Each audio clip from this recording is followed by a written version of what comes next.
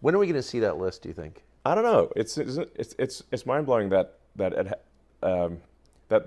they've not tried to prosecute even one, not even the worst offender on the Epstein client list. They've not even tried to prosecute even one.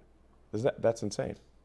Well, because they have a lot of diabetic grandmothers who were outside the Capitol on January 6th. They're kind of occupied. Yeah, I mean they've put like whatever 500 or 600 January 6th protesters in prison, and not one person on the Epstein client list.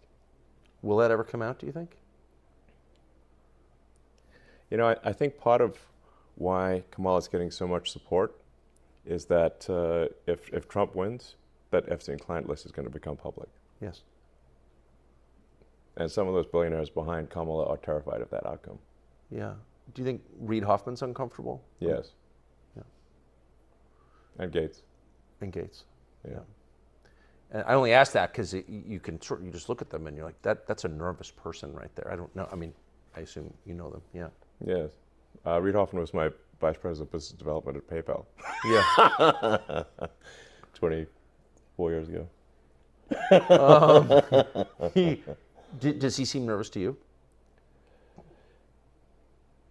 Yeah, I mean, he's terrified of a Trump victory. Because of the disclosure that would follow?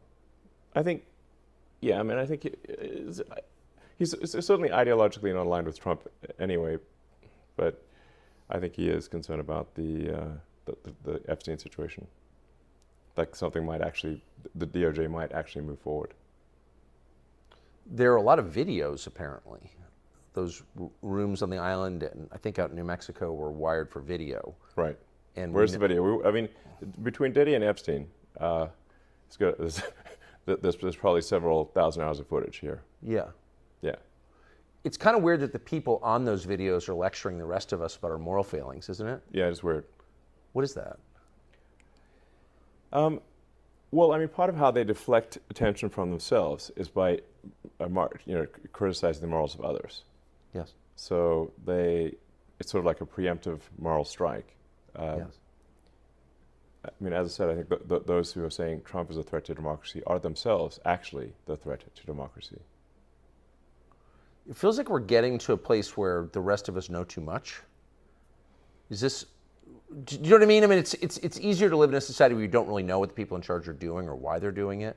But now, thanks, I would say, largely to X. Yeah. I think that's fair to say that. Yeah. We do know a lot. Not everything, but we know a lot. And I wonder, where does that, like, what happens next now that we know all this? The kidnapper's shown us his face. Like, what happens?